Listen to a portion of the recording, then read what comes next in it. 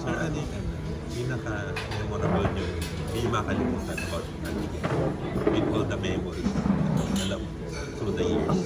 Ang dami. Ang dami. Kinupkup niya ako ng more than a month. Sa house niya? Yes, nung time na may problema ako. Love life? Yes. Hindi love life. Life. Tungkol sa basta ang laging problema. So tumira ako sa kanya ng more than a month. Doon din nangyari yung mga interviews ko sa kanya.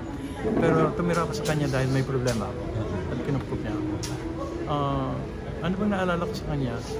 Pag nasa abroad, pag nagsha-shopping, gusto niya siya nagbabayad sa lahat. Galante talaga. Oo, dahil alam ko na yon. So ang gagawin ko ngayon, pagpunta sa electronic store, hindi ko papakita.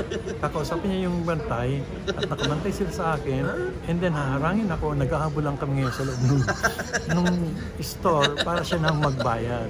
Hindi siya papayag na ikaw magbayad. Hindi siya papayag. Ang feeling mo ma-insulto siya, masasaktan siya. So, yun ang mangyayari. Super generous friend. Ay, sobra, oo. Pag magpapa-last day na ng shooting, sasabihin niya, papamigay na niya yung kanyang TF. Oo nga daw. And maski napayuhan mo siya sa friend, magtabi ka para sa sarili mo. Hindi kuya, pera lang yan eh. Ang bait nila sa akin eh. So pamimigay niya yung pera o paparapol niya or pandarigalo kung ano man. Basta kailangan niyang i-dispose. Para bang napapasok siya sa pera. Kailangan bitawan na niya agad at ibigay sa iba. Kailangan i-share. Kailangan niyang i-share. Ganun siya ka-generous. I think one reason doon kasi nagdaan siya sa hirap. Alam niya yung walang bigas, walang ulam, walang makain, hindi ka makauwi kung wala ka maiuwi pagkain sa bahay. So, alam niya ang nararamdaman ng mga mahihirap eh. Kaya malapit ang puso niya sa mga maliliit na tao sa industriya, sa set. Doon siya nag-reach out lagi. And hanggang sa itong last days niya, kita mo pagmamahal niya sa fans niya. Gayakapin niya, lalapitan niya. Hindi yung mga taong matataas eh, yung taong mga nasa baba. Doon ang feeling niya where she truly belongs. Even if ang taas-taas na niya, nasa pedestal, nasa tingin ng tao, pag titanong mo kung saan siya pinaka-komportable, doon sa baba ng hagdan. And ano pa ba? May instance ba, Sir Ricky, na nag-away kayo, nagkatampuhan, ever? Yes, nagtampo siya once lang. Ano to? Anong reason? Nung nag-tour abroad yung DH, at hindi ako sumama all the way sa lahat ng bansa na pupuntahan.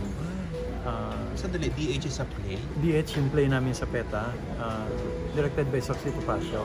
PETA play. So, hindi ako sumama doon sa iba pang bansa. Asian tour ba yan o world tour? Nagpunta kami nasa LA na kami. Oh wow, nagpalabas. World tour? Yes, nagpalabas kami sa Hong Kong. By the way, nung pinalabas namin sa Hong Kong yung DH, bago ko balikan yung tampo, pinimot namin yung play. And then, alam mo, nung paalis na kami doon sa lugar, nasasakyan kami sa van. Nung lumingon ako doon sa salamin ng van, nakita ko sa kalsada, mga ilang Pilipino yata yun, ng mates, tumatakbo, mahabol, umiiyak. Hindi dahil parang habulin para sumakay, kundi ayaw nilang mawala pa si Guy sa paningin nila. So humahabol sila na umiiyak. Doon nakita ko yung kung gaano kalaki. Ito sa Hong Kong. Kung gaano kalaki yung pagmamahal ng mga tao sa kanya, lalo na ng fans niya. Mga OFW to sa Hong Kong that time. Circa 80s to. Panahon ng 90s yan, DH, i-check ko. Parang 90s na. And then nagpunta rin yung DH sa San Francisco, LA, pinalabasin namin noon. And then saka hindi sumama. Hila siya ng hila na gusto niyang ipagmalaki sa akin na dalhin niya ako sa Las Vegas. You've never been there? Hindi, never been there. At kinikwento niya the shows, etc., the glitter, etc., even the slot machines, casino, and so on. Mag-enjoy ka kuya, mag-enjoy ka.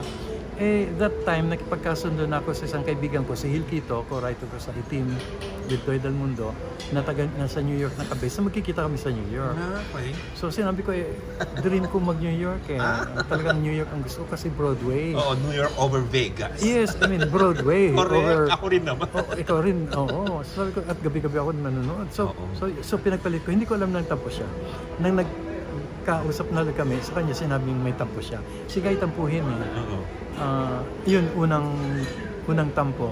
Yung ikalawang tampo is light lang. Gano'ng matagal kayo, sir, nagkagalit na yung una yung tampo?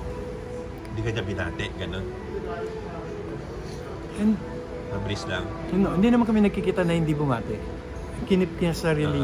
I think sa akin hindi siya nagpapakita ng tampo na sa iba magpapakita talaga siya eh. Hindi niya babatiin or isnabi niya eh. Sa akin hindi naman siya nagpapakita ng ganong Sa sarili niya lang. disrespect. Oo. Hindi ko malalaman kung hindi niya sinabi na may tampo siya. Okay. Ikalawang tampo niya na sinabi rin niya later on na lang nagkukwentuhan na kami chikahan.